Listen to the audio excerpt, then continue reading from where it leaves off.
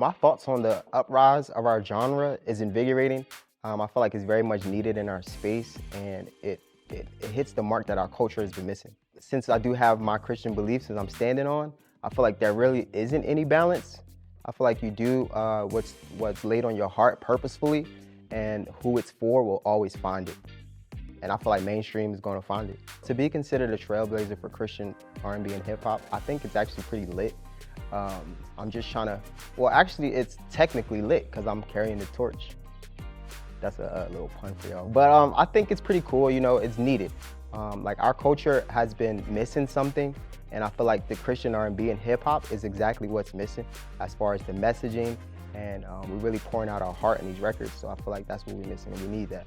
All those genres shape what I do because I am a product of those genres. I grew up on all of them. I grew up on hip hop, I grew up on gospel, and luckily I feel like I'm mashed all together. I feel like all those genres poured into me growing up, and they influenced me greatly as far as messaging, even like the beats and stuff from hip hop and R&B. I just take all that and then I just try to be who I am.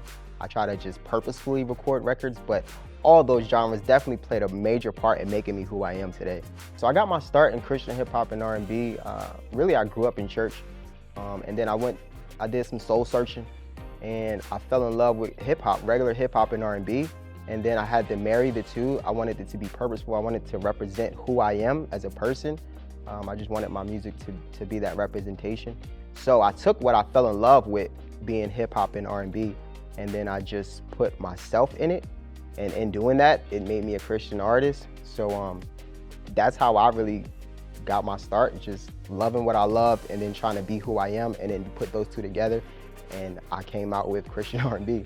So I try to put my testimony in all my songs, it being me coming from the wild side of things. I was out partying or wanting to look fly and be fashionable, all those things that I thought wasn't of Christ.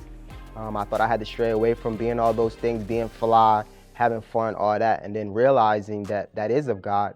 Long as you surrender what you think you desire, surrender that to God, and then seek Him first, and all the things will be given to you. So it's not about you not having anything and you can't have fun and you can't be fly. It's not even about that. It's about surrender.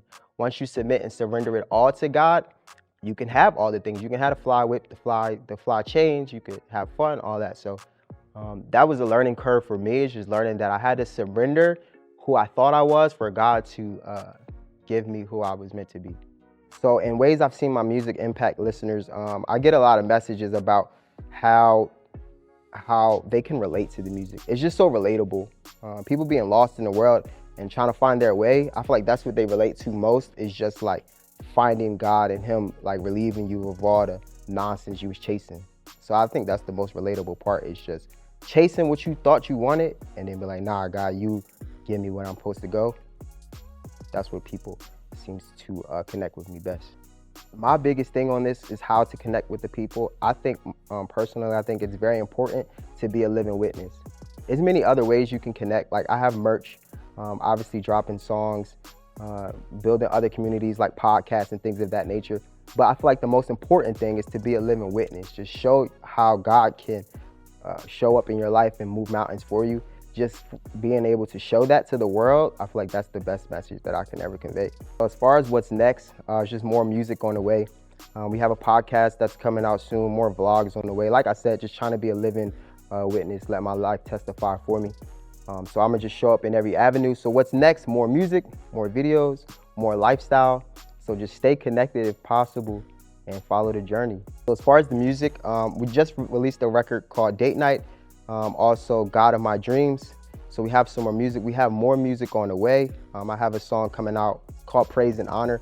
It'll actually be featuring one of my good friends. So be on the lookout for that. That'll be dropping this month in March, Praise and Honor. We got a single dropping every month. So just stay connected.